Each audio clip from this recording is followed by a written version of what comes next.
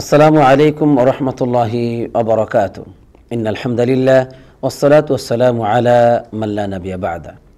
সুপ্রিয় দর্শক শ্রোতা, আমরা এই মুহূর্তে মসজিদ নববীর খুতবার অনুবাদ শুরু করছি। আজকের খতিব হচ্ছেন ফজিলাতুল শেখ হুসাইন বিন আব্দুল আজিজ আলু শেখ হাফিজাহুল্লাহ। যে বিষয়ে তিনি মুসলিম উম্মার জন্য খুতবাটি প্রদান করেছেন তা হচ্ছে আল্লাহ তাআলার তাওহীদ তথা একত্ববাদকে সংরক্ষণ। বিষয়টি খুবই গুরুত্বপূর্ণ, কারণ সম্মানিত খতিব সাহেব তিনি তাওহীদের সকল বিষয়কে গুরুত্ব দেওয়ার পাশাপাশি তিনি বিশেষ করে তাওহীদের একটি গুরুত্বপূর্ণ বিষয় তা হচ্ছে আমরা শুধুমাত্র কেবলমাত্র এক আল্লাহর কাছে প্রার্থনা করব, অন্য কারো কাছে প্রার্থনা করব না, তথা কোনো মৃত নবী ও রাসূলদের কবরে অথবা কোনো আউলিয়া উলিয়াদের কবরে আমরা কখনো প্রার্থনা করব না। এই বিষয়টিকে তিনি খুব চমৎকারভাবে গুরুত্ব দিয়েছেন এবং তিনি এটাই বুঝিয়েছেন আমরা সবাই যেন এক্ষেত্রে তাওহীদকে সংরক্ষণ রাখি। আল্লাহ রাব্বুল আলামিন আমাকে যেন সুন্দরভাবে খুতবাটি অনুবাদ করার তৌফিক দান করেন এবং আমরা সবাই যেন সেটাকে বুঝতে পারি। আল্লাহর কাছে প্রার্থনা করে শুরু করছি খুতবার অনুবাদ। সম্মানিত খতিব সাহেব আল্লাহ রাব্বুল আলামিনের প্রশংসা করেছেন প্রথমেই, অতঃপর রাসূলুল্লাহ সাল্লাল্লাহু আলাইহি ওয়াসাল্লামের উপর দরুদ পাঠ করে তিনি আমাদেরকে লক্ষ্য করে বলছেন, হে আল্লাহর বান্দাগণ, আল্লাহ রাব্বুল আলামিনের তাওহীদকে সংরক্ষণ করা, সেটা অন্তর দিয়ে, কথা, কাজকর্ম, চরিত্র, লক্ষ্য এবং জীবনের সকল কিছুর মধ্য দিয়ে আল্লাহ রাব্বুল আলামিনের তাওহীদকে বাস্তবায়ন করা, এটাই হচ্ছে কোরআনুল কারীমের সবচেয়ে বড় উদ্দেশ্য এবং সমস্ত নবী ও রাসূলগণের রিসালাতের মূল লক্ষ্য। কিন্তু এই চিরন্তন একটি সত্য বিষয় যা কোরআন এবং সুন্নাহর মাধ্যমে, ওহীর মাধ্যমে স্পষ্ট, যে আল্লাহ তাআলার তাওহীদকে সংরক্ষণ করতে হবে।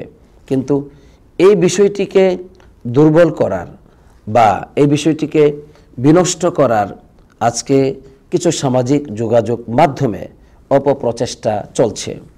কখনো সেগুলো কোনো দুর্বল দলিলের উপর ভিত্তি করে মানুষকে ভুল শেখানো হচ্ছে, অথবা কোনো মিথ্যা দলিলের উপর নির্ভরশীল হয়ে, অথবা কোনো তর্ক বিতর্ক, নাস্তিকতা, এরকম যুক্তি তর্কের মধ্য দিয়েও মানুষকে ভুল শেখানো হচ্ছে, অথবা কোরআন এবং সুন্নাহর দলিলকে অপব্যাখ্যা করে মানুষকে তাওহীদ থেকে বিচ্ছিন্ন করা হচ্ছে, বেশ কিছু সংশয়পূর্ণ বিষয়ের দিকে আহ্বান করার মাধ্যমে। নাউযুবিল্লাহ।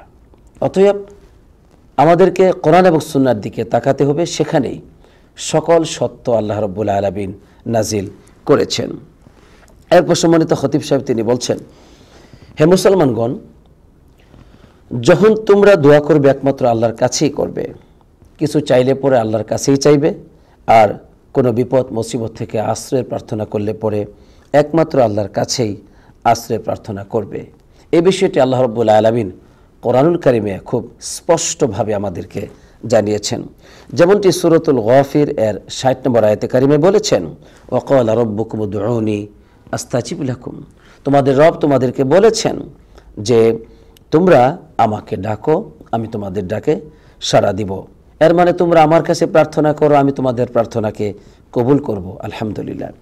এমনিভাবে আল্লাহ রাব্বুল আলামিন সূরাতুল আরাফের ৫৫ নম্বর আয়াতে কারিমায় তিনি বলেছেন যে উদউ রাব্বাকুম তাদাররুআন ওয়া খুফিয়া, তোমরা তোমাদের রবকে ডাকো কিভাবে? তাদাররুআন, খুব কাকুতি মিনতি করে,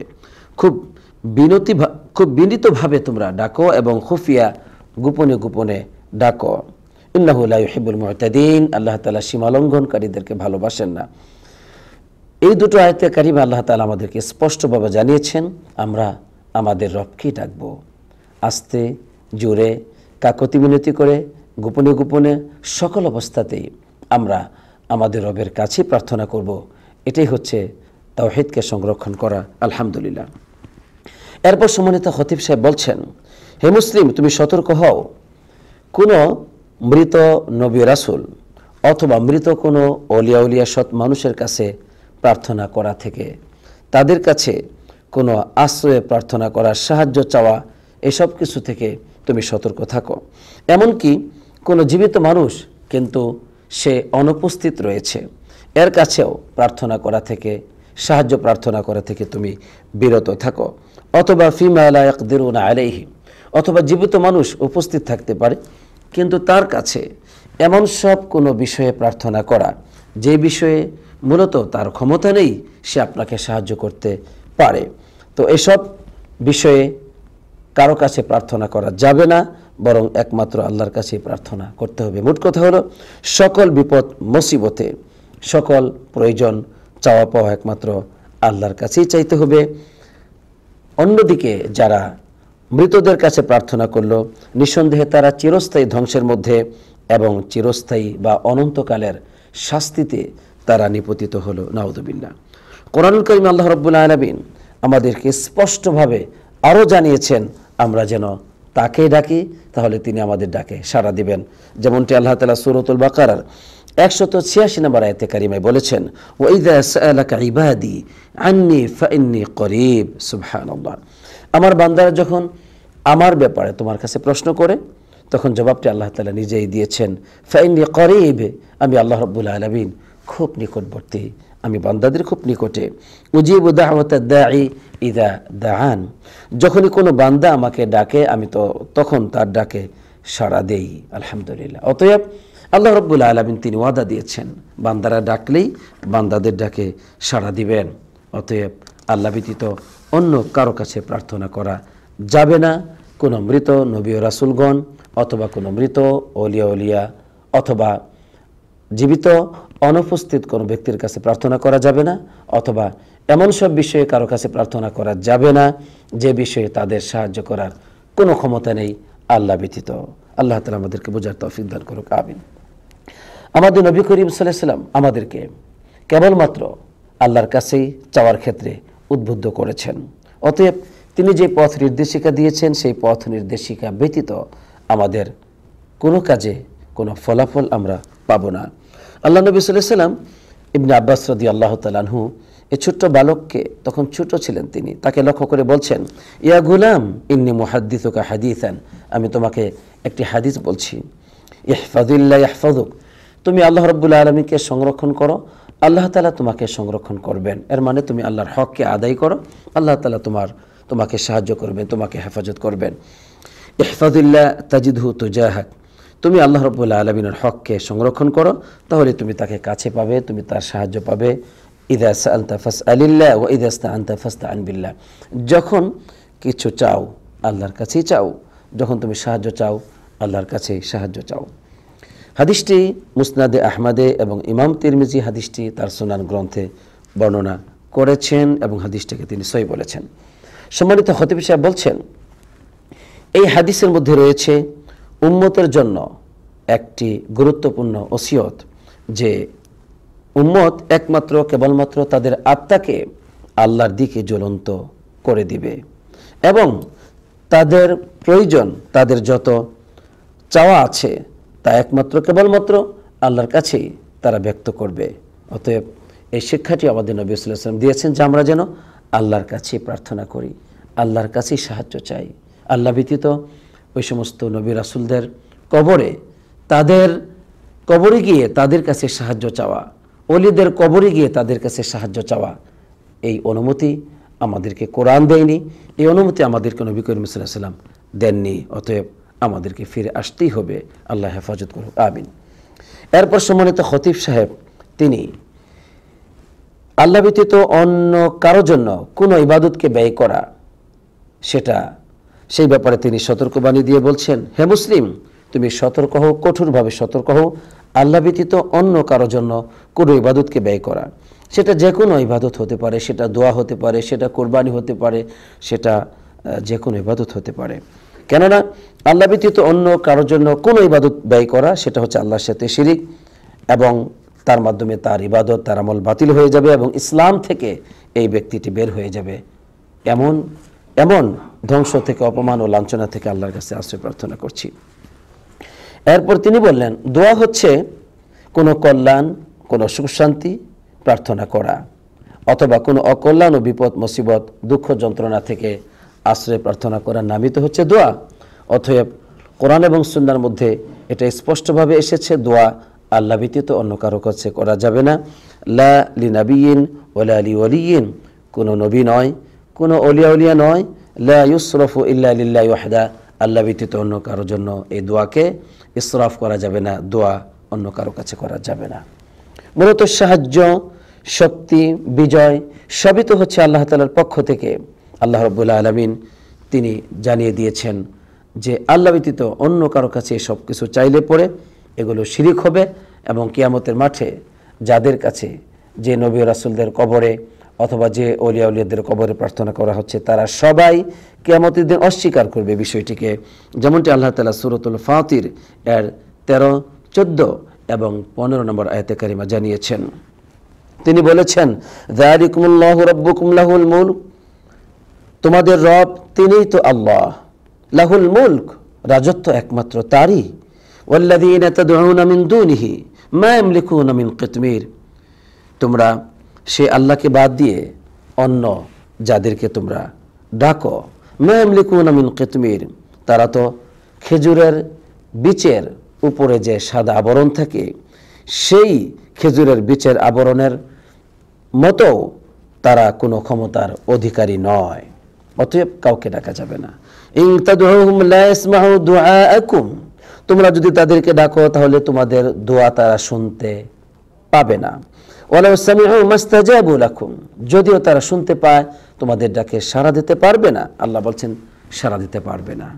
সে যেই হোক, সে নবী রাসূল হতে পারে, সে অলিয়া উলিয়া হতে পারে, অন্য যে কেউ হতে পারে। আল্লাহ বলছেন তাদেরকে ডাকলে পরে তারা তোমাদের ডাকে সাড়া দিতে পারবে না। তাহলে সাড়া দিবেন কে? আল্লাহ, আল্লাহ সাড়া দিবেন, আল্লাহ বলেছেন।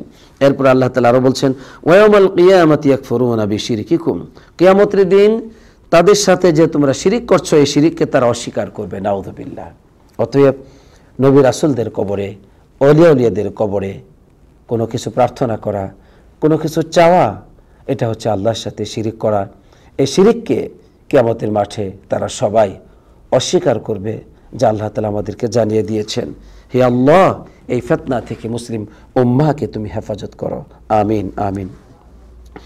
সম্মানিত খতিব সাহেব তিনি আরো বললেন, ওয়ালতাজিম আখিল মুসলিম, হে মুসলিম ভাই শোনো, হে আমার মুসলিম ভাই, তুমি তোমার নামাজের প্রতিটি রাকাতে যে কিছু পাঠ করো, অর্থাৎ সূরা ফাতিহা যে পাঠ করো, সেখানে তুমি যে একটি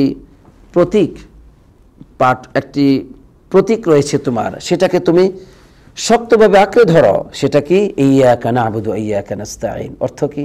হে আল্লাহ, আমরা তোমারই গোলামি করি আর তোমার কাছে সাহায্য চাই। এটা হচ্ছে আমাদের প্রতীক, এটাকে সংরক্ষণ করতে হবে, এটাকে আঁকড়ে ধরতে হবে। অর্থাৎ আমরা আল্লাহর গোলামি করব, আল্লাহর কাছে সাহায্য চাইব। আল্লাহ আমাদেরকে তুমি তৌফিক দান করো, আমিন আমিন। এরপর সম্মানিত খতিব সাহেব তিনি বলছেন, হে আল্লাহর বান্দা, তুমি যদি মুক্তি পেতে চাও, তোমার কামনা বাসনা পুরা হোক, তুমি যদি চাও, তুমি বিপদ মুসিবত থেকে যদি মুক্তি পেতে চাও, তাহলে নবীদের পথকে তুমি শক্তভাবে আঁকড়ে ধরো। আমাদের নবী সাল্লাল্লাহু আলাইহি সাল্লাম বদরের যুদ্ধে সেই কঠিন মুহূর্তে কেবলমাত্র শুধুমাত্র আল্লাহর কাছেই প্রার্থনা করেছেন। এই মর্মে আল্লাহ রাব্বুল আলামিন সূরাতুল আনফালের 9 নম্বর আয়াতে কারিমায় জানিয়ে দিয়েছেন, ইয তাস্তাগীসুনা রাব্বাকুম ফাস্তাজাবা লাকুম আন্নী মুমিদ্দুকুম বিআলফিন মিনাল মালাইকাতি মুরদিফিন।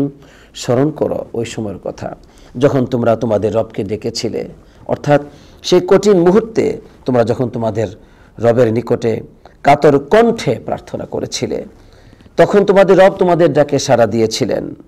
আল্লাহ তাআলা তখন বলেছেন, আন্নী মুমিদ্দুকুম বিআলফিন মিনাল মালাইকাতি মুরদিফিন, আমি তোমাদেরকে 1000 সৈন্য দিয়ে সাহায্য করব, যারা 1000 ফেরেশতা দিয়ে আমি তোমাদেরকে সাহায্য করব। এখানে আল্লাহ তাআলা ফেরেশতাদের কথা বলেছেন যে 1000 ফেরেশতা দিয়ে আমি তোমাদেরকে সাহায্য করব, যারা একের পর এক করে আসবে। সুবহানাল্লাহ, আল্লাহ ওয়াদা দিয়েছেন। তাহলে দোয়া তো কবুল করেন আল্লাহ তাআলা। আমাদের নবী সাল্লাল্লাহু আলাইহি সাল্লাম আল্লাহর কাছে প্রার্থনা করেছেন এবং তার জীবনে যত দোয়া আছে সে দোয়াগুলোর ক্ষেত্রে দেখা যাবে তিনি কখনো দোয়ার মধ্যে বলেছেন রব্বানা, হে আমাদের রব, কখনো বলেছেন আল্লাহুম্মা, অর্থ হচ্ছে হে আল্লাহ, কখনো বলেছেন ইয়া হাইয়্যু ইয়া কাইয়্যুম, কখনো বলেছেন ইয়া যাল জালালি ওয়াল ইকরাম, মানে একমাত্র আল্লাহর কাছে তিনি প্রার্থনা করেছেন। কখনো আল্লাহ তাআলার নাম এবং গুণাবলী উল্লেখ করে তিনি প্রার্থনা করেছেন। এই মর্মে আল্লাহ রাব্বুল আলামিন সূরাতুল আরাফের 180 নম্বর আয়াতে কারিমায় বলেছেন, ওয়ালিল্লাহিল আসমাউল হুসনা ফাদউহু বিহা।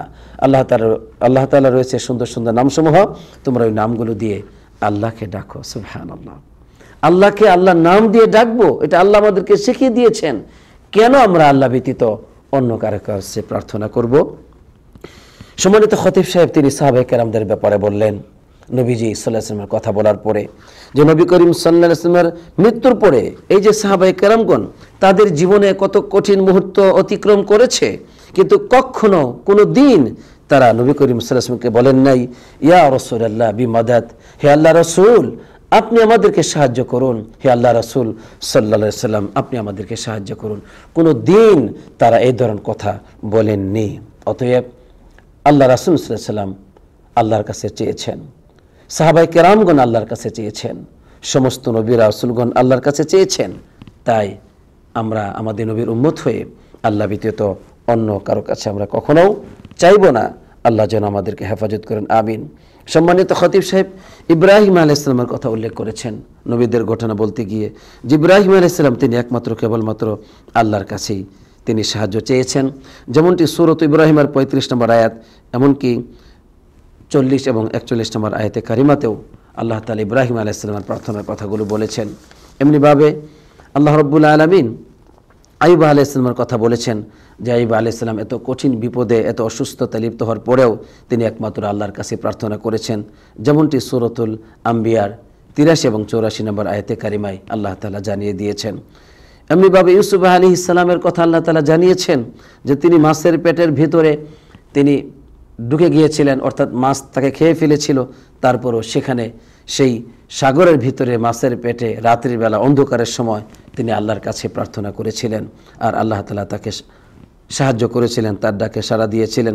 যেমনটি আল্লাহ তাআলা সূরাতুল আম্বিয়ার 87 এবং 88 নম্বর আয়াতে কারিমায় আল্লাহ তাআলা জানিয়েছেন। জাকারিয়া আলাইহিস সালামের দোয়ার কথা আল্লাহ তাআলা বলেছেন, যেমনটি আল্লাহ তাআলা সূরাতুল আম্বিয়ার 89 এবং 90 নম্বর আয়াতে কারিমা জানিয়েছেন, যে জাকারিয়া আলাইহিস সালাম যখন তার রবকে ডেকেছিল সন্তানের জন্য, আল্লাহ তাআলা তার ডাকে সাড়া দিয়েছেন। অতএব সমস্ত নবীগণের আদর্শ এটাই ছিল যে তারা একমাত্র আল্লাহর কাছে প্রার্থনা করেছেন। আমরাও যেন করি, আল্লাহ আমাদেরকে সেই তৌফিক দান করুক, আমিন।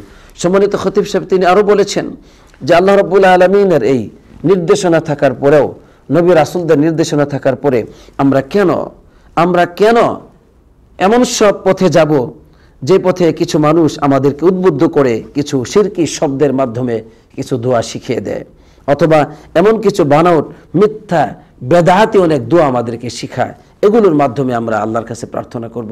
এই পথে আমরা কেন যাব যেখানে আমাদের নবী রাসূলদের পথ রয়েছে, যেখানে আল্লাহ রাব্বুল আলামিন আমাদেরকে শিখিয়ে দিয়েছেন কিভাবে আমরা দোয়া করব। এরপরে সম্মানিত খতিব সাহেব প্রথম খুতবার শেষাংশে এসে বলছেন, হে আল্লাহর বান্দারা, তোমরা সরল সঠিক পথে চলো, তোমরা তোমাদের রবের তাওহীদকে শক্তভাবে আঁকড়ে ধরে হেফাজত করো, এবং তোমরা পথভ্রষ্টতার পথ অবলম্বন করো না। একজন ব্যক্তি কিভাবে সে সফলকামী হবে? সে আল্লাহ ব্যতীত অন্যের কাছে সাহায্য প্রার্থনা করার মাধ্যমে। এভাবে তিনি আমাদেরকে নসিহত করেছেন। এখানেই প্রথম খুতবাটি শেষ করেছেন। দ্বিতীয় খুতবা সম্মানিত খতিব সাহেব তিনি আমাদেরকে আবার উদ্বুদ্ধ করলেন, হে আল্লাহর বান্দা, জীবনে যত কঠিন থেকে কঠিন যত বড় বিপদ মুসিবত আসুক না কেন, একমাত্র আল্লাহর কাছেই কাকুতি মিনতি করে একনিষ্ঠতার মধ্য দিয়ে পূর্ণ ইয়াকিন দিয়ে যে আল্লাহ তাআলা দোয়া কবুল করবেন, এই ইয়াকিন নিয়ে তোমরা আল্লাহর কাছে প্রার্থনা করো। কারণ আল্লাহ তাআলা সূরাতুন নামলের 62 নম্বর আয়াতে কারিমা জানিয়েছেন, আম্মা ইউজিবুল মুত্তাররা ইযা দাআহু ওয়া ইয়াকশিফুস সুআ ওয়া ইয়াজআলুকুম খুলাফাআল আরদ। কি আছে কঠিন মুহূর্তে যখন একজন ডাকে, তার ডাকে সাড়া দেয়? কে আছে কে তার ডাকে সাড়া দেয়? এবং সে যখন ডাকে তখন কে সাড়া দেয়? এবং কে তোমাদের বিপদকে দূরীভূত করেন এবং তোমাদের জন্য পৃথিবীতে প্রতিনিধি সৃষ্টি করেন? কে করেন? আল্লাহ তাআলা। এই জন্য যত কঠিন থেকে কঠিন মুত্তর জীবনের একদম কঠিন অবস্থায় যখন আমরা পতিত হই, তখনও আল্লাহকে ডাকবো, সর্ব অবস্থায় আল্লাহকে ডাকবো। এই জন্য আল্লাহ তাআলা আমাদেরকে তাকেই ডাকতে বলেছেন। সম্মানিত খতিব সাহেব একটি হাদিস উল্লেখ করেই দ্বিতীয় খুতবাটি শেষ করেছেন, যেখানে আল্লাহ রাসূল সাল্লাল্লাহু আলাইহি ওয়াসাল্লাম বলেছেন, ইয়ানজিলু রাব্বুনা তাবারাকা ওয়া তাআলা কুল্লা লাইলাতিন ইলাস সামাইদ দুনিয়া হিনা ইয়াবকা থুলুসুল লাইলিল আখির, আমাদের রব তিনি দুনিয়ার আকাশে অবতরণ করেন প্রতিটি রাত্রিতেই, যে যখন শেষ তৃতীয়াংশে রাত্রি পৌঁছে যায় তখন আল্লাহ তাআলা এইভাবে দুনিয়ার আকাশে অবতরণ করেন আর আমাদেরকে বলেন মাইয়াদউনি ফাস্তাজিব লাহু, কে আছো আমাকে ডাকবে আমি তার ডাকে সাড়া দিব, মাইয়াসআলুনি ফাআতিয়াহু, কে আছো আমার কাছে কিছু চাইবে আমি তাকে তা দিব, মাইয়াস্তাগফিরুনি ফাআগফির লাহ, কে আছে আমার কাছে ক্ষমা চাইবে আমি তাকে ক্ষমা করে দিব। সুবহানাল্লাহ, হাদিসটি বুখারী মুসলিমে এসেছে। তো সম্মানিত খতিব সাহেব তিনি এখানেই তার বক্তব্য শেষ করেছেন যে আমরা যেন জীবনের সকল মুহূর্তে সকল অবস্থাতেই ছোট থেকে ছোট বিপদ, বড় থেকে বড় বিপদে আল্লাহর কাছে আমরা সাহায্য চাই। আল্লাহ ব্যতীত কোনো নবী রাসূলদের কাছে, তাদের কবরে গিয়ে, কোনো অলি আউলিয়াদের কবরে গিয়ে আমরা যেন কখনো সাহায্য না চাই। এটাই তিনি আমাদেরকে বলেছেন, এই তাওহীদকে সংরক্ষণ করতে বলেছেন। এটা সংরক্ষণ না করলে আমরা শিরকে লিপ্ত হয়ে ধ্বংস হয়ে যাব দুনিয়াতে আখিরাতে। হে আল্লাহ, আমরা যা কিছু শুনলাম এর উপর আমাদের সবাইকে আমল করার তৌফিক দান করো, আমিন। আসসালাতু ওয়াসসালামু আলা নবিয়িনা মুহাম্মদ ওয়া আলা আলিহি ওয়া সাহবিহি আজমাইন।